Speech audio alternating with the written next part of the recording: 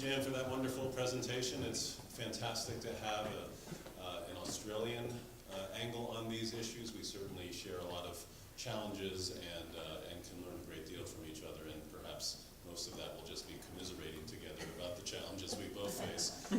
But it's wonderful to have the expertise from outside the U.S. on these issues. The U.S. tends to live in a bit of a bubble in facing challenges that are common to the rest of the world, and it's nice to be reminded that there is the rest of the world on many of these environmental issues. So I am delighted to be moderating this panel that's really a labor of love on many levels. First of all, just being able to contribute to this symposium that's been in the planning stages since October, and it's still wonderful to see it come together. This project in particular, that's the focus of this panel, Climate Change and the Voiceless, is a book project I've been working on for the past year or so. And not unlike an author who sees a book come to life on the screen in Hollywood, this is an opportunity for me to have assembled three outstanding leaders on the three pillars of this book project to talk about share their expertise and their experiences on these three aspects of what the book project addresses. So when I refer to climate change and the voiceless, this project is looking at three categories that aren't necessarily under the same roof in many ways. And that is future generations, so current youth and the unborn, wildlife, and natural resources. So these three categories, known collectively as the voiceless in this book project, reflect two challenges. One is the need for justice, in the sense that climate change is a common enemy to all three of these populations. Climate change exacerbates the vulnerability and infringes on the rights of these three categories, who cannot speak for themselves and will be further compromised and marginalized in the era of the Anthropocene that we are currently in, the human impact on the world through the climate change realities we're facing. So each of these three experts brings a different perspective on how these voiceless communities can perhaps be better protected through scholarly thinking, through litigation in our courts here in the U.S. and abroad, and also through policy initiatives as to how to establish better protections. So it's something that the theme for me that runs through all three of their remarks will be cutting edge. These are developments that are quite new, provocative, and very important for the future of these voiceless communities. So their bios are in your program, but very briefly, we're going to hear first from Kevin Schneider, and that was by design in the sense that my animal law and policy students are in the audience, and Kevin is the executive director of the Non-Human Rights Project, and we have been studying the groundbreaking cases that his non-governmental organization has been bringing in courts on behalf of animals. Very creative animal personhood litigation that we're going to hear about. And then we're going to hear from Grant Wilson, who's directing attorney for the Earth Law Center, doing equally creative and provocative impact litigation on rights of nature. So you'll be hearing some exciting developments there. And last but not least, Julia Puishunder with the New School for Social Research in Manhattan is a prolific scholar on protection of future generations, but through an economics lens. She is a very experienced scholar on economics and corporate social responsibility. And so much of the thinking about protection of future generations has been about human rights. And this is a unique and valuable perspective to be thinking about how to protect future generations through an economic lens. So that will be the order of presentation. Each speaker will have 20 minutes, and we'll have a tiny bit of time, hopefully for one or two questions at the end, but hopefully more informal question and answer as we go through the day. So without further ado, I'll bring up Kevin Schneider.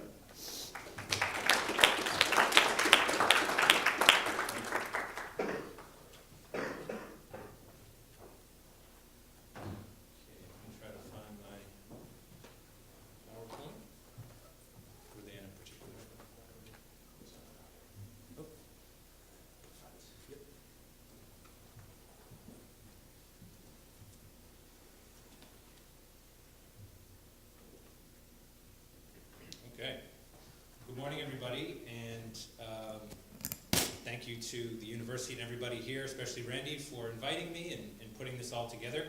So I've got quite a bit to cover here, so I'm going to try to stick to my time and just jump right in. Again, my name is Kevin Schneider. I'm an attorney and the director of the Non-Human Rights Project. So what is the Non-Human Rights Project? We're a nonprofit NGO, as Randy mentioned. We're founded in 1996 by my boss, attorney Steve Wise. And we work to secure legally recognized fundamental rights for non-human animals through litigation, advocacy, and education. So I am very much an activist lawyer, and I own that completely. And our mission, though it takes on many forms, the fundamental mission is to change the legal status of at least some non-human animals from things, which lack the capacity for any rights, to persons who have the capacity and possess such fundamental rights as bodily liberty and bodily integrity. And we'll talk a lot more about, I know that's throwing a lot of kind of legal jargon at you, especially this early in the morning, so we'll go through it and break that down. And towards the bottom, we'll talk more about this as well. Our current plaintiffs are members of species, non-human species, who have been scientifically proven to be autonomous, and we can talk a little bit more about what that means, although it's a very dense and very interesting concept in and of itself. And right now for us that includes the great apes, so 4 species of great apes, elephants, dolphins, and whales. So our approach, as I mentioned, focuses on these 3 pillars. I'm going to talk mostly about our litigation today, but this falls squarely in that 3rd one there, a light bulb of education, so I'm hoping a couple of light bulbs go on today. And legislation as well, which is a new area for us, which complements our litigation work and is just starting out, but we have some encouraging signs that the ideas that we've been pushing really through the courts and facing, frankly, a lot of resistance, not surprisingly, they really are setting the stage, we think, for the legislative process to come in and really take over and begin fashioning these rights in a really concrete way.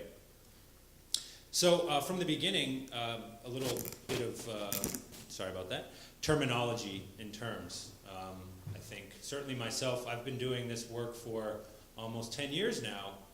And if I go back to the days before I started this, if I heard the term animal rights, I would think, yeah, animals have rights. You can't starve your dog, you can't beat your cat, you can't leave your horse outside in the snow. But when you start studying the law, you realize quite quickly that, in fact, animals don't have any rights. In fact, they're not even capable of having rights. What there are welfare protections, of course, but those are, for reasons that I don't have time to get into, frankly, not adequate.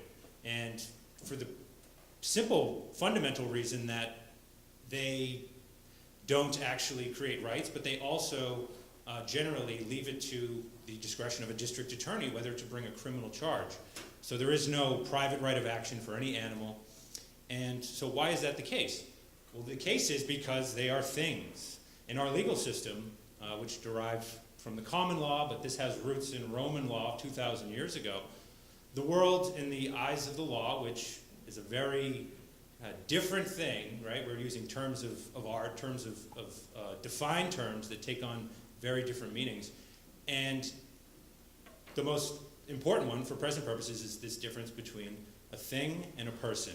Because under our law, you basically have to be one or the other. There is no third category. And while when we hear person, we might think human being, how we use it in everyday conversation, in the eyes of the law, a person is really just an entity that is capable of having rights. That's a very simplified way of putting it.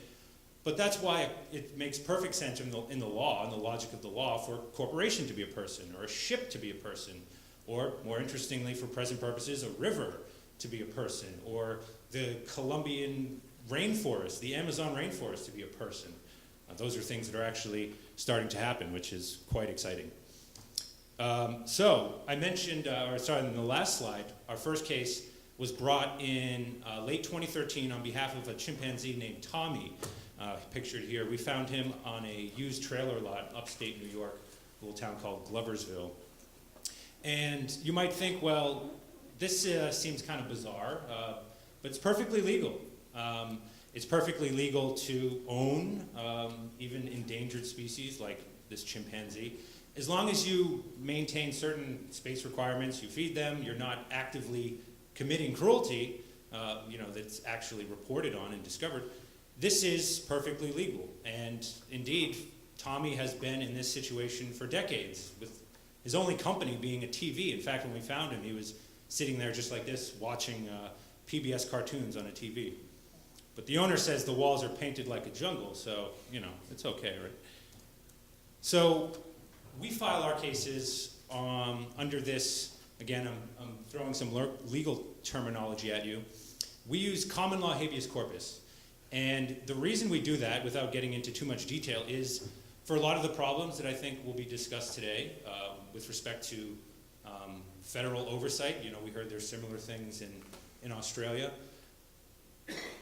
There are indeed, notable and worthwhile efforts that are going on at every level of government to help animals.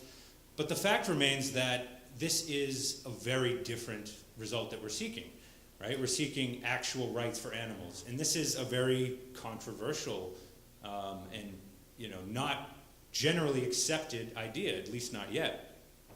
And so we are really forced, as lawyers, trying to achieve this specific result. And while we are now doing the legislative work, to bring a court case, we have to bring a case that a judge can actually reach into a toolkit and create new law. And that's what the common law is really all about. It's this general, derived from the English common law, hundreds of years old. It's essentially the law that judges make. In a time before statutes, most law that happened in courts was done through the common law. You were referring to previous, precedent, previous similar situations. And the power of this for us is that judges can make quite radical moves without having to go through the whole legislative process. And so, habeas is this very old tool in the common law. In fact, one of the oldest. And when you think about what it does, it makes sense. Habeas corpus is Latin for produce the body. You may have heard of it in the context of prisoner or other, even the inmates at Guantanamo Bay bringing these petitions. And the fundamental right that it's premised on is this idea of autonomy, that a person should be free to move about the world as they see fit. If they haven't committed a crime, or if there isn't some really good reason for holding them, well then it's essentially one of the worst injustices that we can imagine, to keep a person confined against their will. And so habeas was created to address this problem. But of course, the problem is, who is a person and who counts as one? Because while now today we take it for granted that all human beings are persons, there was a time when that was not the case. Indeed, women, children, slaves, Native Americans, indigenous peoples. A review of the history of the common law shows that at one time or another, all of these groups were not treated as full persons under the law. And indeed, we have seen habeas corpus used in these exact situations over the preceding hundreds of years to actually force judges to confront this very fundamental question. And indeed, it's often in a context of a very loaded question, as it is here. The fact that all non-humans are things, non-human animals are things, is what fundamentally allows for us to do really pretty terrible things to them. I showed you the picture of Tommy. That's actually on the good side of animal captivity. But the fact is that that's the norm for billions and billions of animals around the world, whether they're being used in industry or they're wild animals like Tommy who have been reduced to private ownership. The fact remains that for them, there is no way out. There is no way to knock on the doors of the court and say, hey, I shouldn't be here, because to the law, it's a thing. It would be like if a chair tried to file a case. In the eyes of the law, they're the same thing. A chimpanzee, an elephant, a dolphin, they have the same legal status at the end of the day as a chair or this computer. And so, starting from that base, how do we have at least some species cross this barrier? And another thing to keep in mind is that simply being a person doesn't entitle an entity to the full range of what we consider to be human rights. Of course, corporations don't drive, they don't marry. You can't file a habeas corpus petition for a corporation, even though it's a person, for the obvious reason that they're not a biological entity that can't be confined. But of course, a chimpanzee, an elephant, an orca, they are biological entities. And so, with that backdrop, the argument is, well, they don't need to have all rights, but shouldn't they at least be able to have fundamental rights that protect what we now know are their fundamental interests?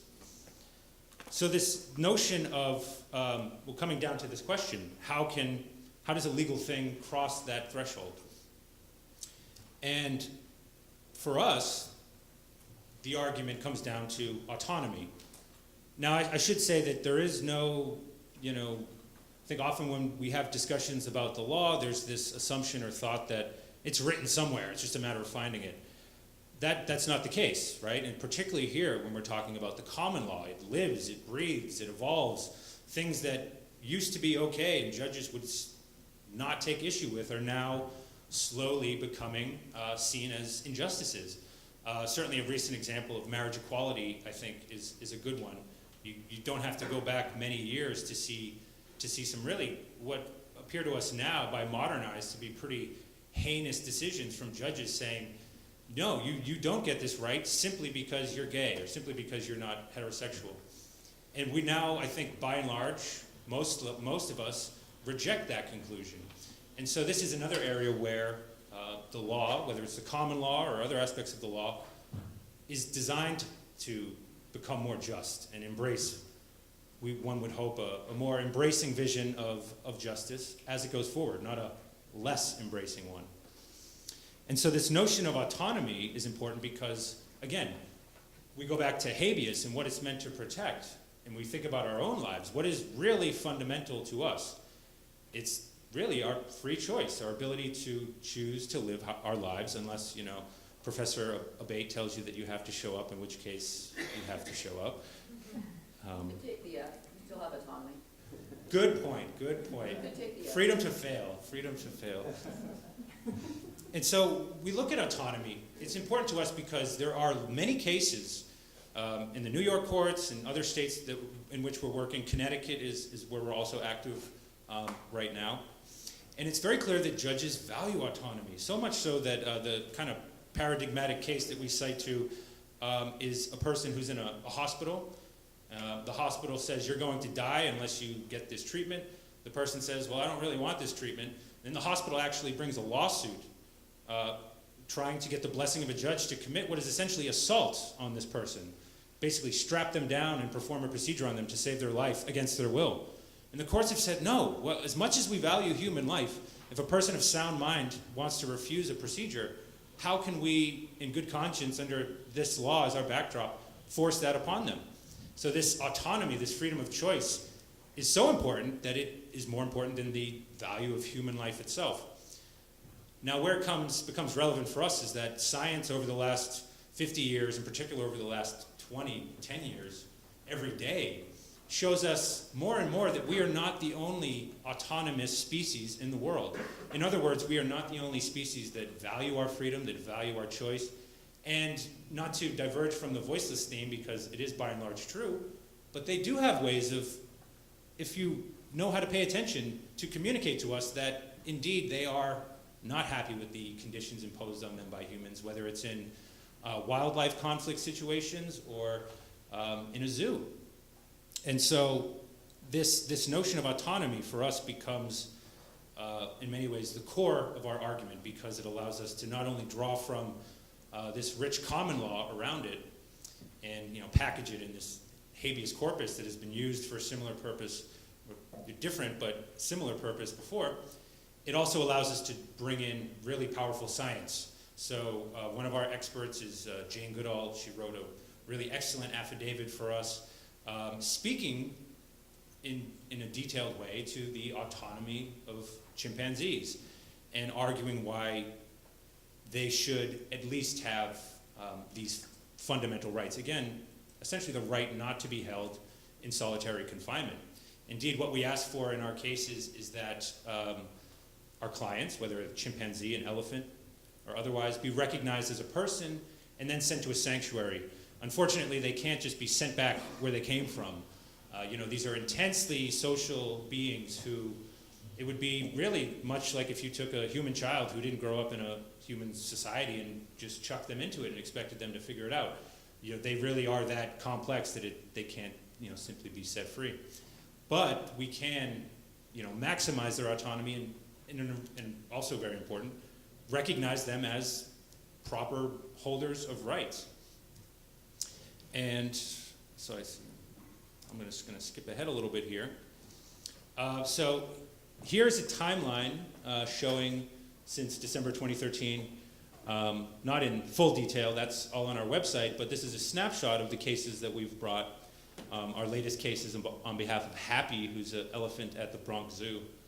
And the previous ones were all chimpanzees, including 2, Hercules and Leo, who were owned or on lease to Stony Brook University in New York and being used for experiments, invasive experiments. And long story short, they are now living at a sanctuary, so that's actually a happy result for them. But by and large, you might not be surprised, especially the lawyers in the room. The New York courts have not exactly rolled over for us and said, you win. But they have, in a way that I'm going to try to quickly summarize here, shown a lot of evolution in coming around to this idea. Going from 5 years, having it never been asked for before, ever. The personhood of a non-human animal was never demanded before then. To now 5 years later, where we have a sitting member of the highest court in New York, the Court of Appeals, who has actually said this really ought to be the law. He didn't do it yet, but he said that it should be. So this is Kiko, just a little bit about Hercules and Leo. I'm just skipping ahead here. This is them at a sanctuary, so it's kind of a nice picture. But by far the most important decision that has come down to date in our cases was last May. I mentioned a sitting judge of the Court of Appeals, and his name is Eugene Fahey. I'll just skip through that. And he issued an opinion in a case titled Non-Human Rights Project versus Lavery, which begins with this observation, that the inadequacy of the law as a vehicle to address some of the most difficult ethical dilemmas is on display in this matter. And at first we thought, oh, here's one more judge who's not giving us what we want, which was kind of true, but when you're attacking a problem that's 2,000 years old, you don't necessarily expect to win right away. But what he went on to say was really quite striking. He said that he first questioned this assumption, right, while also recognizing, as I mentioned, this dichotomy of you can be a thing or you can be a person. He then went on to say, question that assumption from the very beginning. He then, which was shocking to us, cited the animal rights philosopher Tom Reagan, not once but twice, which is actually material that we think is too much to be citing to courts. So imagine our surprise when they actually come back and cite it at us in a very positive way, talking about the difference between a moral agent and a moral patient, really clearly taking this issue seriously and recognizing that while, of course, they're not human, of course, they're very different, the legal imagination and indeed justice itself can actually quite easily imagine non-human animals having at least some kinds of rights. So he went on to point out that denying habeas relief or denying personhood to even such a cognitively complex being as a chimpanzee is based nothing more than on the premise that they're not a member of the human species. And for folks who are familiar with Peter Singer and others, that's speciesism. That's basically the problem that we're up against, this issue that are you human, you have rights. If you're not human, you don't.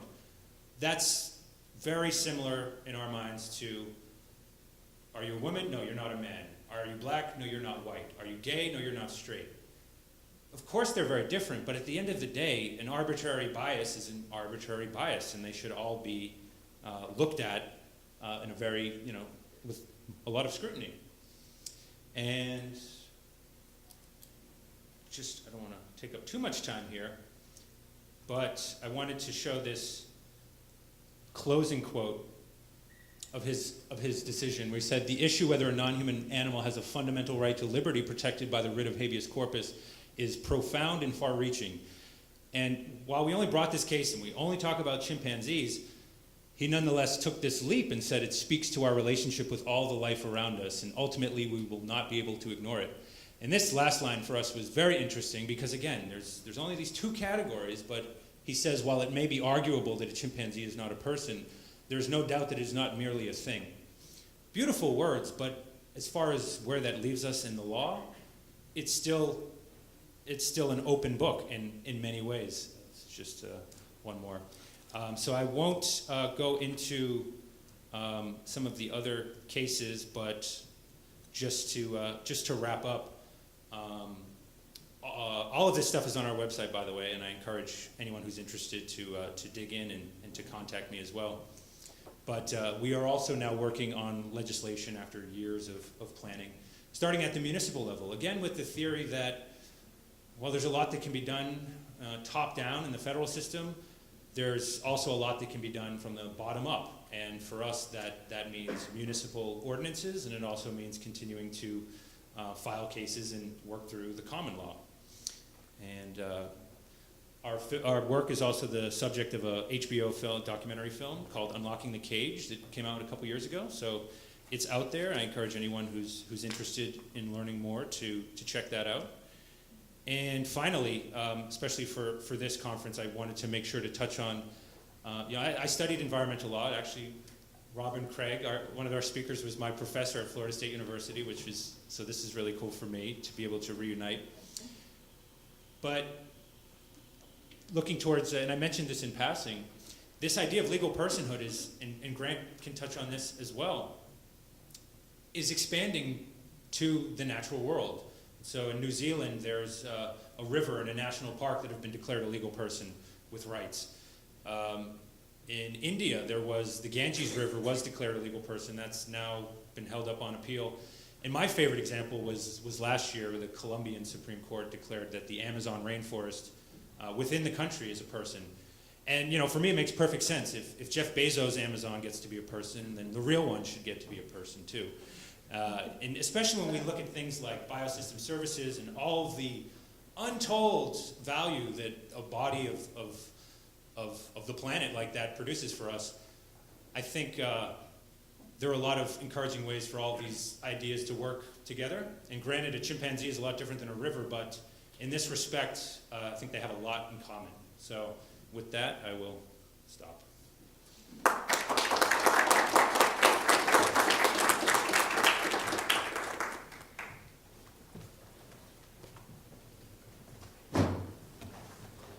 Thank you, Kevin, for that excellent presentation. Next, we will hear from Grant Wilson, who is directing attorney at the Earth Law Center in Boulder, Colorado.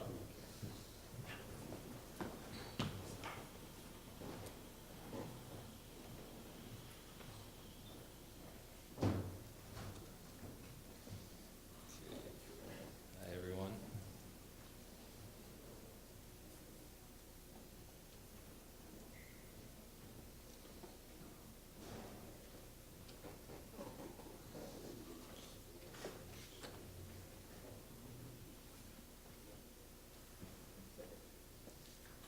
Thank you, everyone.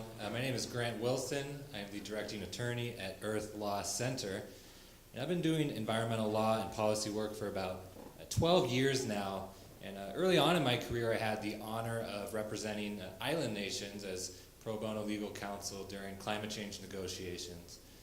And for me, that was a very powerful experience because here we had a group of people whose entire worlds could disappear due to our inability to reduce our greenhouse gases or to end our addiction to oil. And island nations had to grapple with the fact that society had chosen, and it is a choice, to prioritize their short-term economic interests over the very existence of not only island nations, but also low-lying coastal areas and ecosystems. And so from this experience, I began to question, is our legal system working, and can it solve the climate crisis? And if not, what alternatives are there? And from that, I found this emerging movement to give legal rights to nature, which I do think is part of the solution to the climate crisis and other ecological crises. So Kevin did a great introduction, but I'll go through some basics of what is the rights of nature. It's a legal movement to evolve our legal system to recognize nature, ecosystems, as rights-bearing entities. Under this system, typically, ecosystems would have standing in a court of law, so they could be a plaintiff, for example. And how do you give them a voice? They are represented by human guardians or bodies of human guardians with a legal duty to represent the rights and interests of ecosystems. And it's not only a legal movement, it really is a cultural movement as well, because really the law changes the culture, and the culture thereby changes the law. And so rights of nature, as much about reimagining our legal system, is about recapturing our own relationship with nature, which I think is definitely part of the solution. Now, how does this compare to what we have now? And we just heard a lot about this. Now we treat nature as property. It is bought, sold, and exploited for profit freely. Our legal system typically allows ecosystems to teeter right on the brink of extinction. We exploit them up until the maximum point, sometimes go a little too far. And we have environmental laws. I love our environmental laws. I've said it before, I'll say it again. I'd marry the Clean Water Act. I use it all the time. It's great. But they still work within this flawed system of nature as property, and do too little too late. For example, the Endangered Species Act doesn't kick in until a species is on the brink of extinction. At that point, we're grateful, but it would be good if instead we promoted thriving ecosystems with healthy species populations and still wait until the end. You all know this. The proof is in the pudding as to whether or not our current system is working. We have global environmental declines. We've lost 83% of freshwater species in the last 43 years. Sorry, freshwater animal populations, vertebrate. And climate change, we all know, 30% increase in ocean acidity since the Industrial Revolution. We are losing and are going to lose ecosystems. This is a crisis. And does anybody here think that this only impacts humans? And obviously not. We see increased rates of cancer, respiratory disease, birth defects. We see about 8 million people dying per year from air pollution. Over 400,000 people dying per year due to climate change impacts already. And we see a loss of our connection to nature at the fundamental level of society. And we heard about this yesterday. The situation is truly urgent. We have 11 years, this is what the IPCC said, we have 11 years to create systematic changes in our society and to decarbonize, to reduce carbon emissions 45% based on 1990 levels. In just 11 years. And we've known about climate change for about 40 years. It's been widely accepted since the 1980s. James Hansen testified to Congress in 1988 that he was 99% sure humans caused climate change. Yet we have not taken the action we needed in that time. We're running out of time. The difference between 1.5 degrees and 2 degrees is monumental. It could mean the loss of all of our coral reefs or not. It could mean 10 million more people who are displaced due to sea level rise. And so we really need to try something else. What we're doing, while it is mitigating the impacts, is not enough.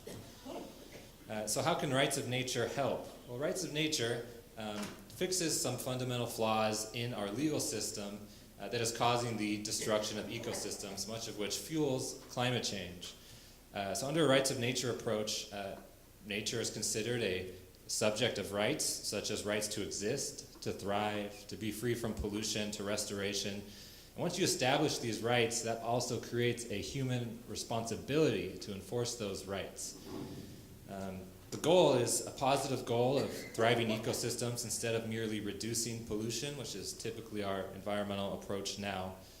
And importantly, nature has a seat at the table. Once it has rights, you have to represent those rights in, let's say, climate change negotiations, in local policy making, at all levels of government. And this would only be the most recent expansion of our rights. We already heard about many of those, but human rights and non-human rights have always been expanding, including for when there is a social need. Okay, so there's, at the beginning, the emergence of a movement to recognize nature's right to a healthy climate. That really hasn't been the focus of the movement yet, but there are a few examples I'll get to. But I just want to demonstrate to you what that would look like very specifically as opposed to what we have. So under the status quo, we typically prioritize or promote carbon markets, this idea that you can pay to pollute.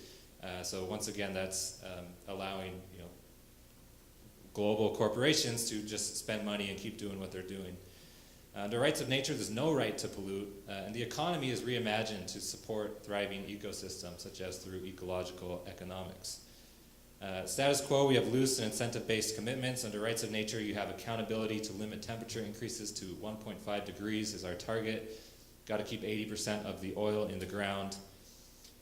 Right now, ecosystems are represented indirectly, sometimes through NGOs who literally are locked out of high-level climate change talks. Under rights of nature, ecosystems have a seat at the table in those climate change talks. Their rights and interests are represented. Now we have false solutions to climate change like geoengineering and REDD+. Under rights of nature, we challenge the overarching models of production and consumption. So this is what this framework would look like for climate change. The rights of nature is related to the human right to a healthy environment.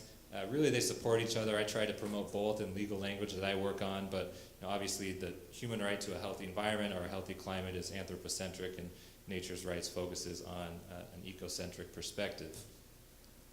I do think the rights of nature is the next great rights-based movement. There are examples all over the world I will get into right now. Ecuador recognized rights of nature in 2008 in its constitution. This really sparked the movement. Afterwards, Bolivia passed 2 national rights of nature's law, and I just heard, although I cannot find it online, if you have it, send it to me. I heard Uganda recognized rights of nature in its national environmental law that was just passed. This is also a civil society, a people's movement. It gets to the heart of the grassroots activism movement, and 35,000 people and governments came together and drafted a declaration that describes the rights to which all ecosystems have. That's this universal declaration of the rights of Mother Earth, and really embodies the principle that we need to ourselves change our lifestyles and our connection with nature in addition to reforming our laws. We heard about this. A river in New Zealand, based on the application of treaty rights with the Maori, was recognized as an indivisible living whole and a person under the law. Courts are also recognizing rights of rivers, such as the Atrato River in Colombia. Kevin mentioned this case that I love, which I'll tell you a little bit more about. 25 young persons in Colombia sued the federal government for inaction on climate change and deforestation. Sounds a little bit like our Children's Trust in the US, except they won, which is awesome. They won in court, and the court recognized their rights to a healthy environment, to clean air and water, and also the rights of the Colombian Amazon. And they put into action a required plan by the federal government to create short, medium, and long-term strategies to reduce deforestation to zero, and also local communities had to come up in their local management plans with zero deforestation plans. So they're really putting these rights into practice. And what's the difference between this judge and a Supreme Court judge in the United States? I think part of it is bravery. We need legal experts, judges, politicians to be brave, to really tackle the problem. And obviously it's a different social climate in Colombia than it is in a place like the United States, but really one individual judge or politician or community can spark a movement. In the US, we don't have the liberty of having Supreme Court justices declaring rights for ecosystems, but we do have a local grassroots movement to pass local ordinances and resolutions recognizing the rights of nature, including some that touch on the right to a healthy climate, such as in Lafayette. We see an international movement as well. Next week at the United Nations, there's an event on harmony with nature that will touch on rights of nature. It's available online. And we also see a movement to declare ecocide as a crime at the International Court of Justice. Why shouldn't states and corporations be held accountable for crimes against our planet? So what does this all amount to? It amounts to a global movement to take back our legal system from the corporations and governments that have used it to exploit our planet. It amounts to a thriving grassroots movement to change our law and culture, to create something better for our future. And while it is a small movement, it is growing rapidly, and I believe along with some of these other movements, especially animal rights and the rights of future generations, is one important approach and inspiring approach to save our planet before it is too late.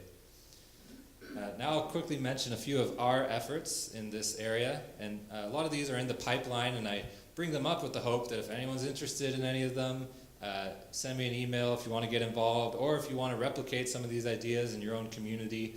That's part of what our organization does, is empowers other grassroots efforts, so please let me know if anything sparks your interest.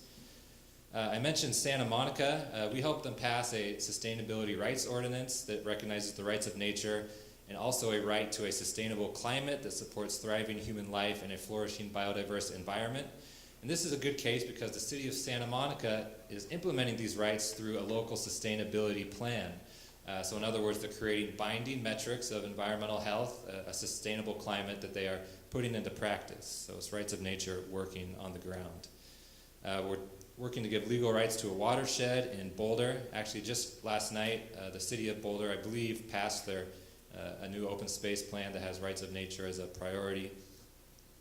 In El Salvador, in the hands of their legislative assembly right now, is a declaration of the rights of natural forests that would include the right to a sustainable climate, amongst others. They're going to vote on that in the coming months. It also talks about the rights of current and future generations of humans. And really, just in the last 6 months, a thriving rights of nature movement has been sparked in El Salvador. There they are on TV. We do rights of rivers. Obviously, the health of rivers is deeply interconnected with climate change, and healthy rivers also means healthy coastal ecosystems. We have campaigns in Nigeria. There's Tenochtitlan, now Mexico City. It's a lot less water now. We successfully passed a law there recognizing the rights of rivers. It is currently being implemented. There's on the right the last free-flowing river in all of Mexico City, with 44 others being buried under the city. In Pakistan, there's a march for rights of nature where we wrote some draft language for the rights of the Indus River. And we do ocean rights. What if marine protected areas were legal persons with rights? What if coral reefs had rights? Could coral reefs be represented in climate change talks? Could they have their rights and interest in the high-level negotiations and ultimately be reflected in the outcome documents? We're talking with a few island nations now, one about rights for coral reefs that are very interested, and one about nature's right to a healthy climate. We hope that that island nations will be future leaders in the rights of nature movement, because really that's one way to protect them from an existential crisis. We submit amicus briefs throughout the world on the rights of nature. We have a template one on the right to a healthy climate that is available if anyone knows the right case. But we've submitted them in Colombia for the Anchicaya River and in Ecuador for the Dulce Pamba River. We highlight co-violations of rights. This is where human rights and rights of nature overlap. This report underscores that by destroying the environment, we are really destroying ourselves and causing human right violations. We do rights of nature education. I'll pause here for a second. We've taught a course on Earth Law at Vermont Law School for a lot of years. And now we're beginning to launch these Earth Law Societies, which are student clubs that believe in this concept. And one model for us is the Federalist Society. Like them or not, and if you don't know them, they believe in an originalist interpretation of the Constitution. Like them or not, they started just a couple decades ago as a small student body at a couple law schools, I think Yale and Chicago. And now they have tens of thousands of lawyers. They've had at least 5 Supreme Court justices, Justice Gorsuch most recently, politicians, law students throughout the country that all ascribe to their philosophies. We want this same model to apply to Earth law, including concepts such as rights of nature, rights of future generations, and animal law, and to have students throughout the country begin to mobilize in their law schools to learn about these concepts and become practitioners. So if anyone here is interested in starting a club or society, please talk to me. We're creating a textbook for law school specifically, and Professor Abate and I already talked about how our two efforts are going to harmoniously support each other perfectly. Kevin's contributed some help with this, so thank you. And this will come out next year. It's going to be published by one of the 2 major law school textbook publishers and be taught in law schools. What can you do? So there's a lot that you can do. I talked a little bit about some examples of what we're doing and invited you to consider those. But overall, I ask everyone to demand binding rights-based climate change solutions, to not accept slightly less pollution as being enough, to really demand system change and fundamental reform, because if enough people demand it, politicians will listen, and if they don't, we'll continue with business as usual. I urge you to start with your own community, and that can be both your town or your professional community. If you're a student, consider starting a club. If you're a business owner, consider incorporating rights of nature into your organizational mission. We're helping draft bylaws that include rights of nature right now, and one organization has adopted them. If you run a school, consider including Professor Bates' book in the welcoming package to every one of your students, so they all read this as foundational to their education. If you run a deli, create a sandwich named after rights of nature so people learn about it while they're eating their sandwich. And overall, keep fighting and never stop. Whether or not you think this is the right solution, I hope that I've demonstrated to you that maybe there are some new ways of thinking, some new paradigms of our legal system that we should be considering rather than merely trying harder with the same legal system that has failed us and got us to this point. So a few concluding thoughts. We can change the law. We invented it, or a bunch of wealthy white landowners invented it not that long ago. They made it up, and we can reinvent it. We can reimagine it based on our current crises and increased knowledge we've had over the last several hundred years. Rights of nature is one such solution. It not only represents a new legal relationship with ecosystems, but also a cultural shift in our own personal relationships with nature and how we think about them. Rights of nature gives a voice to ecosystems, including the climate, a voice that needs to be heard in the climate change debate, and is almost not too late to change course and create a better future for our planet and its inhabitants, including humans. That's all. There's my email in the top right. If anyone's interested in this movement, send me an email, and we'll get to work. So thank you, everyone.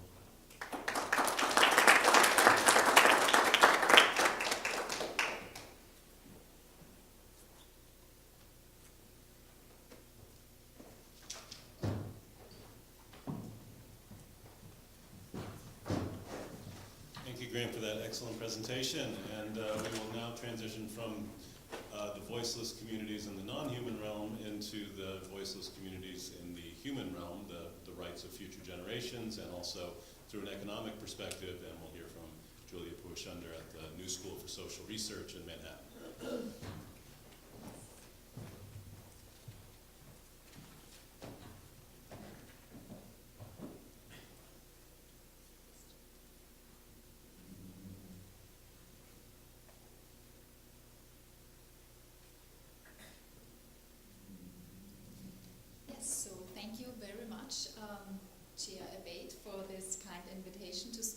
When I got the email, I immediately confirmed, not only because Chair Abate gave 2 vibrant lectures at the New School for Social Research, and the students, where are the students here? He is really a dedicated scholar and teacher, and the students, they kept on speaking about the topics that he touched, so I immediately thought I want to give something back by coming here and speaking to his students this time.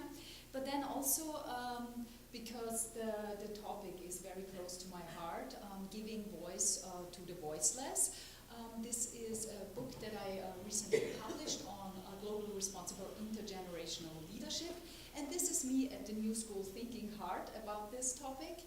And intergenerational equity I define as a natural behavioral law, something that has been practiced ever since, and it is this idea to transmit a place not only as beautiful as you found it, but more beautiful than you would have seen and lived in it, and to have at least this favorable standard of living that you experienced for future generations. But then I also make this case, it is a natural behavioral law, something that has been practiced ever since.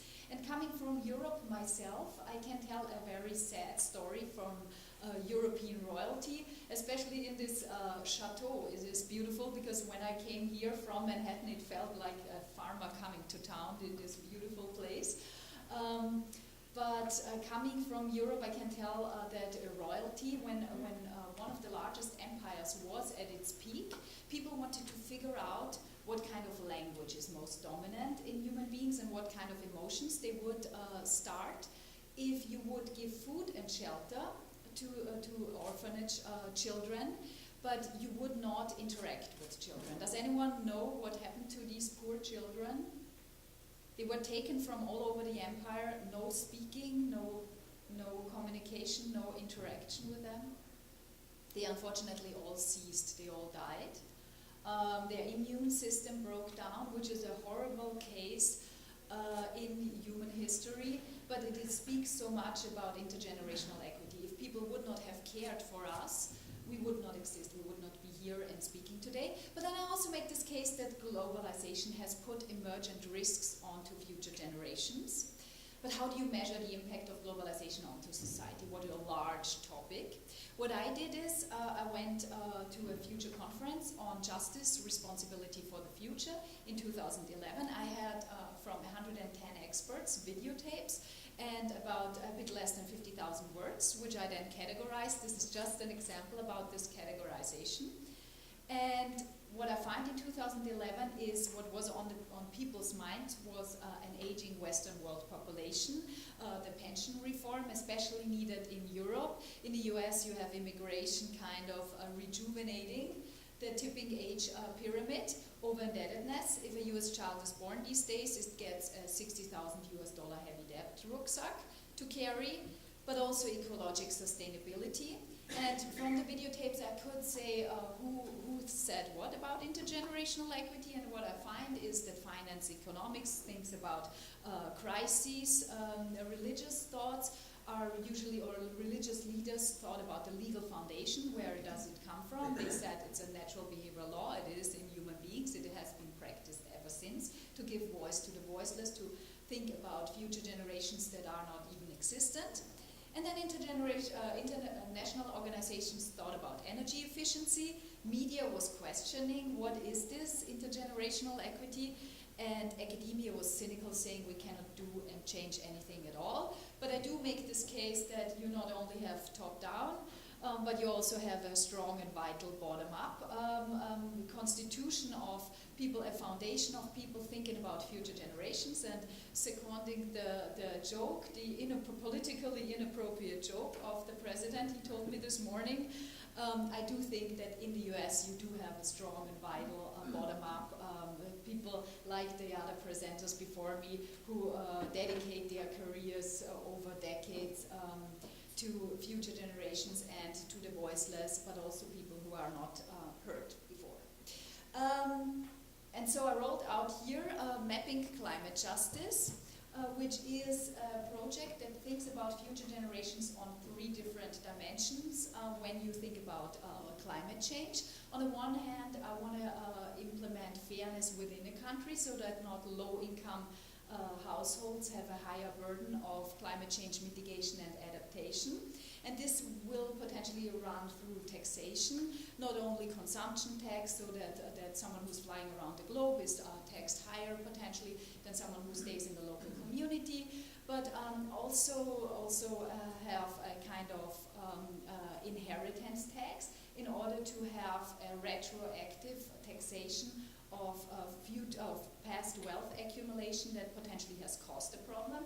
And I do not mean if a father dies that the son gets taxed for the inheritance. I mean it in the corporate world. So if you have mergers and acquisitions, if you have board members changing, then you potentially should have a kind of corporate inheritance tax with which you could offset the wealth accumulation that potentially has caused the problem. But then I also think about the second dimension, about fairness between countries. And here I come in with this argumentation. It is usually against constitutional rights to disown people. You can't just say you wanna disown people from from private property. But one legal case that's interesting is when people have died and deceased, and when you create a common public good. This is usually in the law community used for cultural heritage that was taken through wars. So for instance, the stone of Rosetta was taken away from the desert of Cairo at a certain point. It's now exhibited in London, and Great Britain has the legal upper hand because they say they give meaning and value to the stone. They have better means of protection and conservation when it is exhibited in a vibrant place like London, in a beautiful gallery that thousands of people visit each month. So this legal argumentation of disowning people, you could flip and turn it into a legal argumentation and say if countries have better means of protection and conservation of the climate, they should also have a higher responsibility to protect. And you can make this legal argument, but how do you figure out who has better means of protection and conservation of a stable climate? How do you figure this out? And here I come in from the legal side, then switching over to the economic side, and I calculated who has a better condition through climate change than other countries around the world. And the third dimension, just to mention it briefly, will be an intertemporal balance. So not one generation has a higher burden of climate change mitigation and adaptation than another. Who's winning, who's losing from climate change? How did I tackle this large project? So there's something like the GDP, the gross domestic product, with which economic growth is usually measured. And it has three pillars: agriculture, service, and industry. And from the literature, you can derive the cardinal optimal temperature when these pillars are the most productive. So you have in the literature what is the right temperature for agriculture, service, and industry to bloom the best. You have the medium temperature around the globe. So we all agree Mexico is potentially hotter than Canada. So you have this medium temperature. You have the climate projections in 100 years. We by now have figured out quite well how much hotter it might get if we continue on this path. And you have the optimal cardinal temperature, and with that you can say how much time each country, especially also if you phase in, which what I did, on what the GDP pillars are comprised of in the countries. If you phase all of this together, you can say how much time ahead a country has until their peak condition. And what I show here is in 100 years what countries are going to be still having time ahead until they reach this GDP peak condition. Green are the countries that have still time ahead. Yellow are the countries that will be about to reach peak condition, and red will be the countries that will have run out of time. And this is the composition over the world. And here you can see that especially like the green countries are this is by 1/3 of the gains. Only a few countries in the world will be winning more than most of the countries will be losing. And who are the countries that will be winning? As you've seen on the chart, Canada, Russia, Mongolia, Kyrgyzstan, Tajikistan, Iceland, Finland, Norway, and Sweden are on the winning side. And if you do this per capita, it's Liechtenstein, San Marino, Monaco, Iceland, Luxembourg, Bhutan. So you see already very rich countries are getting richer from climate change if you just look at the GDP side. Who is going to be losing? Qatar, Bahrain, Brunei, UAE, Kiribati. And by inhabitant, and here comes the striking inequality over inequality. It's the small nation island states per inhabitant. So it's Tuvalu, Palau, Marshall Islands, Seychelles. So these countries that are already going underwater are also the worst off by GDP per inhabitant. And I have to say, I only do this. When I found it, I was like, I have to destroy this project. This is so shocking, but I only do this with the ethical imperative of what I call the climatorial imperative. I come in with Kant's categorical imperative and I turn it around to the climatorial imperative, saying you have to, even if you're on the winning side, you have to see it from, if you were on the losing side, would you want to have climate change continuing? And this also pays to Rawls' veil of ignorance. You should evaluate this ethical dilemma dilemma, not from where you stand on the distribution, but from the side of if you're the worst off, and then you end up with this idea of redistributing the gains of a warming globe to the areas that will be losing. And especially yesterday we heard this amazing talk about the UN and the annual summits, the COPs. So until 2020 we have to find the finance to offset climate change, to mitigate and adapt. The finance is there. So you see there will be more gains in the next 100 years in only a few countries, in only a few sectors. But if you start taxing those gainers, the countries and the industries, if you start taxing them, then you might be shifting. And first, when I presented this at the National Academy of Sciences, I had a few military people, and they liked the idea, they enjoyed it, but then I had this, okay, we have to, the Christian club should pay into the Arab world, and they were like, this is completely politically potentially not implementable. So I got a grant and started doing this on the side of the industries. What kind of industries will be winning to step away from these country denominations? And I calculated the winning industries. But what I want to leave you with a bit more is more, so you do have a connection. There's, in the COPs, you always have, the countries have self-reported greenhouse gas emissions, and you do have positive correlations. Those that emit more are also the countries that will be winning. I don't say they do it on purpose, but if you're, I'm sure the national academies and the national scientists have calculated this in the different countries, and if you know you have like 200-300 years of prospect of rising GDP, there's potentially not so much of an incentive to stop climate change. These transfers, I argue, should also face in GDP per inhabitant. So to really use the climate funds, and that's an idea that comes from the World Bank, to use, if you collect tax, then use it really to offset climate change, not collect tax on a carbon tax and then distribute it for education or other purposes, because you lose the people's motivation to pay tax if the tax then goes to wage wars or do something else in the climate domain. So these transfers, that would be the distribution, and when you face in GDP per inhabitant, it comes up that Liechtenstein, Canada, Norway, Iceland, Switzerland and Luxembourg should be giving into the Arab world, Qatar, UAE, Singapore, Brunei, Bahrain, but here's it over the world. So the green countries, green and yellow countries, should be giving into pink and red. But again, the complete political agenda behind it, you can leave by just going for the industries that will be winning. What I also find in the data already is migration streams. I find human beings are already going into the winning countries. Potentially with a rising GDP, there are usually educational opportunities, there are employment opportunities. So I already see that human traffic is going into the winning areas, and I find foreign direct investment inflows into the winning areas. And that is not, in a cross-validation check, this is not counterbalanced with remittances. So finance and human beings are moving into the areas that have a winning prospect. Where does this project stand right now? What am I doing these days on it? So there's this Adam Smith idea of wealth of nations.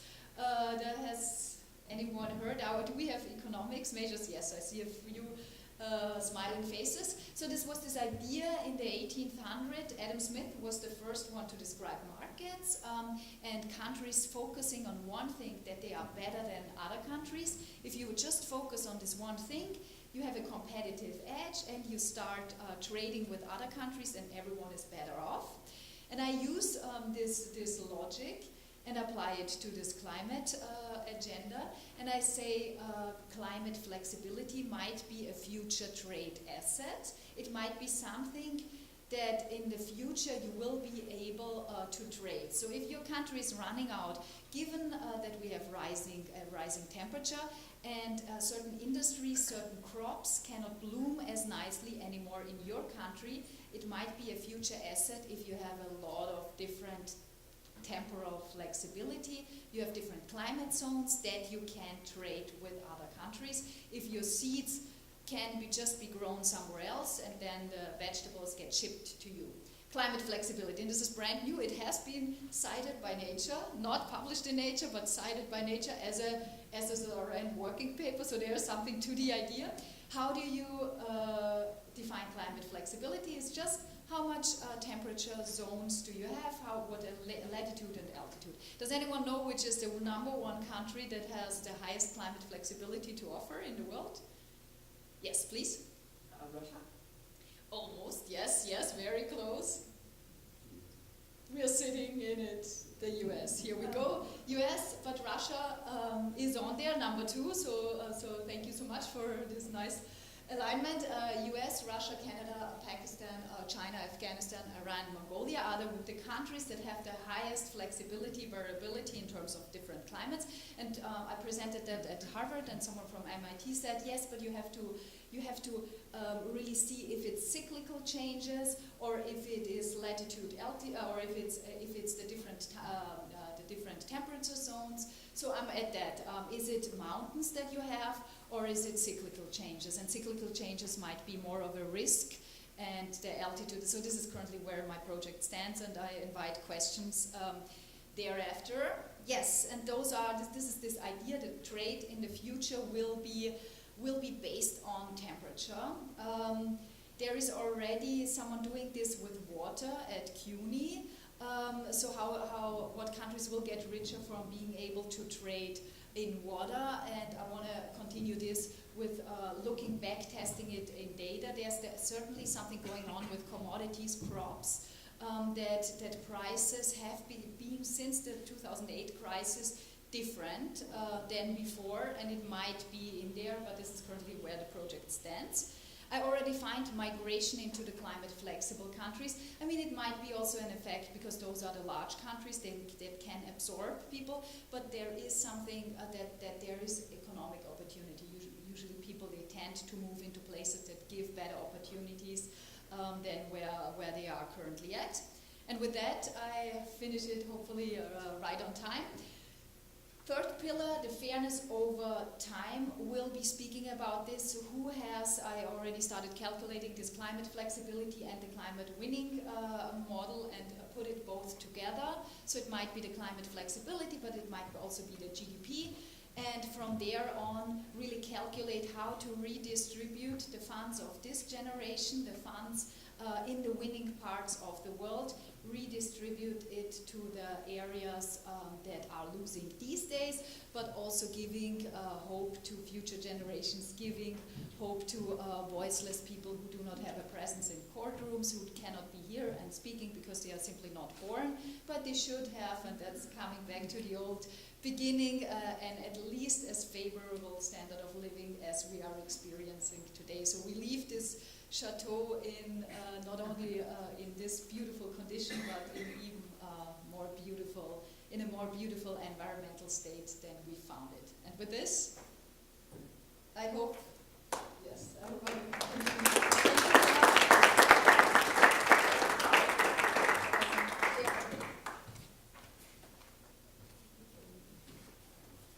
like to invite Kevin and Grant back to the table up here. In the interest of our incredibly vital coffee break, I want to limit our question and answer period to just 2 questions. And if a student has a question, I'd certainly like to get a question from a student, and then we have time for one more. So, questions? Catherine? I have a question for our first speaker. If I interpreted your presentation correctly, there is no third category between person and thing. That's true, and that's a great question, because I meant to say after that, from our perspective, we would be perfectly fine with that. If you want to say, hey, there's a third category of non-human rights holders, fine. But we don't have that right now. And like I said, the concept of personhood has always been quite expansive. Corporations, associations, persons, rivers. So I'm pretty agnostic on what you call it, the term. You know, I know some people, it riles them to think, oh, a person, it's not a person, this is an animal. But that's never, you know, we have to put on our law hats when we toss around that word person, but the short answer is that call it whatever you want, as long as they can have rights. I personally am not wedded to the term person at all, but that's what we got. Do you think we're more likely to come up with a third category, or to get full personhood for these categories of autonomous critters? So again, there is no real full personhood, because there have always been different kinds of persons with different kinds of rights that are appropriate to them. So we speak in terms of chimpanzee rights, of elephant rights, and so my personal thinking is that the first breakthroughs will happen with this terminology, and then as it gets more digested into the legislative and social larger processes that we could see in other countries, the advent of a third term. I've seen it in some cases. Actually, probably the best example that we have was a case in 2016 in Mendoza, Argentina, which was almost identical to our cases, the habeas corpus petition. Granted, they have civil law, it's a different kind of legal system, but fundamentally the same. And they won. And so the judge declared this chimpanzee to be a non-human legal person, which for us is a term that we're perfectly fine with, and we think evidence that it can be done. There's certainly a lot of baggage there around, again, the term person that we kind of have to deal with just because it's there. But for me, this is just the first step in the process.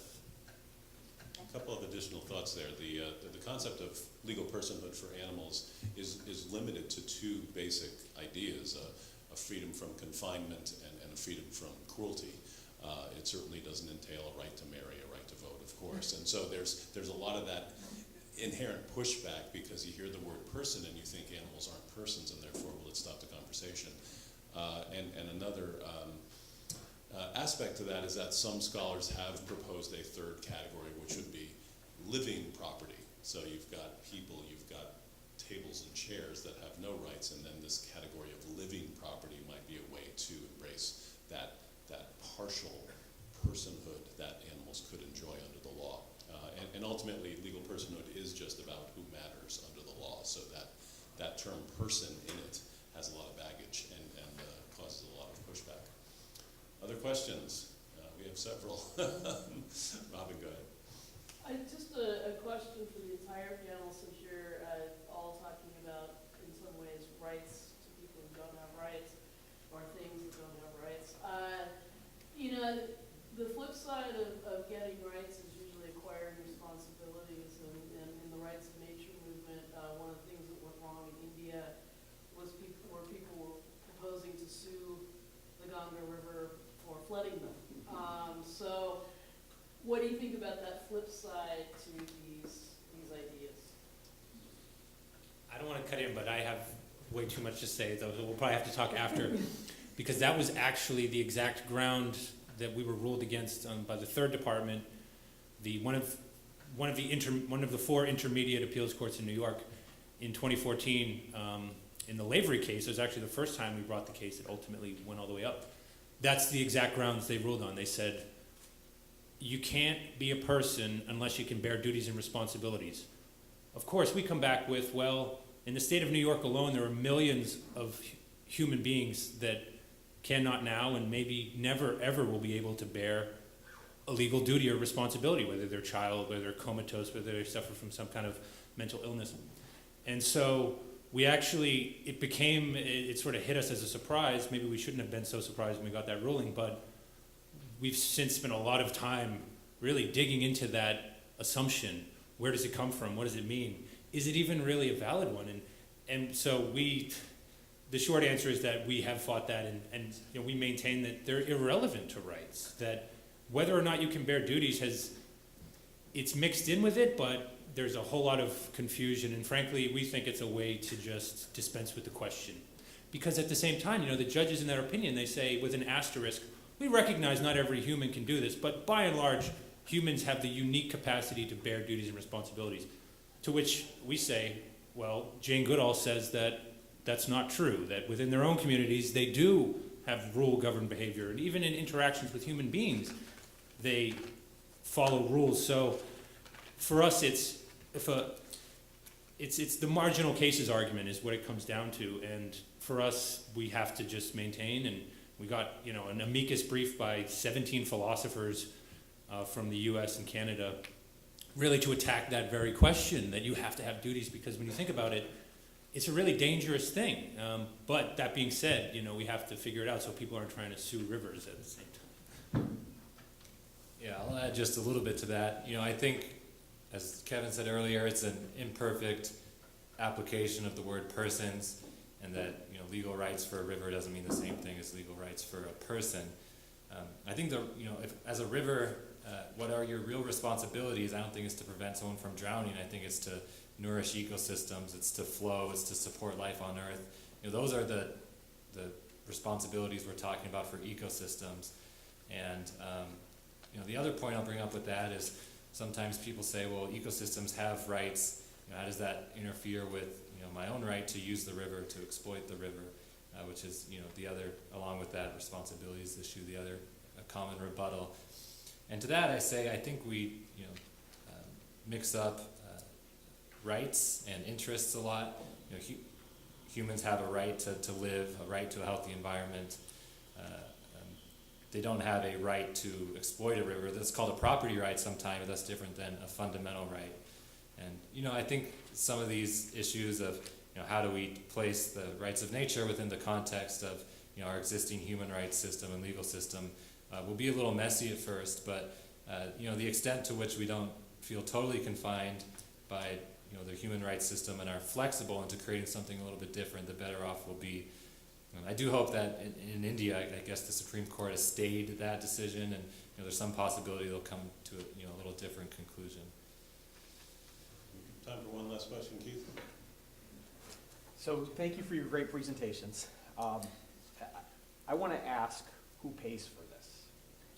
All right, when we talk about rights, we got to talk about remedies. So Julia, when the seas rise and nature takes property away and these folks have to leave and they migrate elsewhere, does the government pay? And Grant and Kevin, when nature has rights and it prevents private property rights owners from doing things, does the government pay? I think all of you, in calling for more rights, are ultimately rewriting our Fifth Amendment jurisprudence. And that's what I'm looking for your comment on. Yes, so thank you, Robin, for the question as well. Yeah, who pays for it and who has the responsibility? So excellent question. We should potentially embed in this idea to get funds from this generation in order to preserve the earth on a stable level. We should potentially have a codified responsibility to protect of future generations then, so they maintain the standard. And who pays for it? On the legal side, I'm not a legal scholar, I have to admit, but there is this interesting idea of climate change bonds, which is currently really implemented by the World Bank, by national banks and the IMF. And the interesting idea is to collect funds from all over the world and to help offset these losses. But there's also this interesting idea to run a deficit to fund these bonds by just going into debt. And if you think about the history of modern humankind, you can say that bonds have strategically been used to fund ideologies. World War I and II on the American side, but also on the European side, have been funded by bonds. So why not use bonds these days in order to fund this ideology of having a stable climate for something very positive?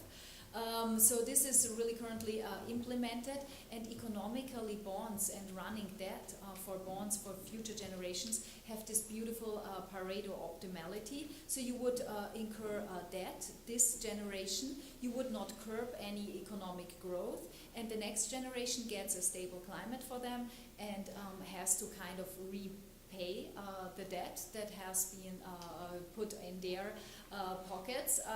It is an economical interesting strategy to ensure that the world stays in a decent condition, but future generations have to do something for it, and potentially, as Robin said, potentially also have this responsibility to protect future generations thereafter. So So I'll try to jump in. So Grant, I think, has the harder end of this question because just by the nature of an ecosystem, but when we're talking about an individual non-human, whether it's an elephant, chimpanzee, or whatever, I come back to the argument that, and you know, we've touched on this a little bit, where does the law come from? You know, that itself is a debate. Is this positivist kind of what's written or might makes right? I personally subscribe to a kind of a natural law principle. And under that, you know, animals, we're talking about these rights, they already have them. We just don't recognize them. And so, you know, we brought suit involving 3 circus elephants in Connecticut. And we were asked about it. Well, you know, the owners claim to love them and care for them. And the response to that is, they very well may love them. That's not the point. They should not have the right to own them.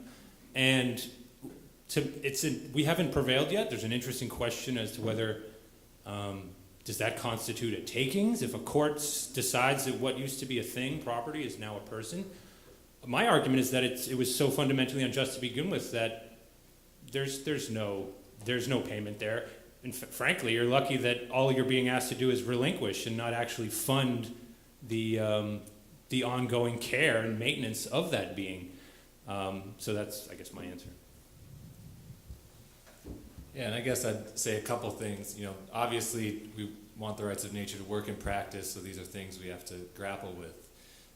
You know, one thing is that humans certainly have a right to, you know, to home, to inhabit a land. I don't think they have a right necessarily to exploit that land to the extent that they are. Rather, they have an obligation or a legal responsibility to live sustainably and in harmony with the land. That would be the, you know, the right, basic rights of nature answer. You know, also the approach of rights of nature is, you know, broad ecosystem health. You know, it's not targeting really individual landowners and trying to interfere with what they're doing at the local level. Although to the extent that it does, because we need new laws and regulations, you know, you can use a lot of the same tools that are already applied in communities in the U.S., but perhaps the best case, the most cutting edge examples, and use those sort of local authorities and state and national to protect the environment and apply them in a way under the auspices of a rights of nature umbrella with these more forward-thinking and ambitious goals. You know, at the same time, at some point, if something has to give, and you know that's entirely possible, you know, and the choices are, you know, the short-term property interests of people and the integrity of our planet, you know, I think as a society we should make a choice that, you know, what we maintain is the integrity of our planet, and we figure out solutions for the property interests. In some cases, you know, you could establish funds so government can, you know, investigate this and do the best they can. In New Zealand, they gave 30 million New Zealand dollars to which I think is 20 million US, to the restoration of the river. You could apply similar funds towards the general application of a broad rights of nature law to make sure it's implemented in a way that's fair and equitable to people and ecosystems. But yes, a really good question, because we do need it to work very practically. I'll just throw in there, that's also kind of exactly why we file cases in state court. There is no federal common law, and we're also run up against these other things in a much more direct way. But we definitely think, you know, they're looming there. So it's a very good question. Well, it's coffee break time. With Tony's permission, I think we'll aim to reconvene at 11:05. So we're very much close to schedule. And please join me in thanking our outstanding panelists.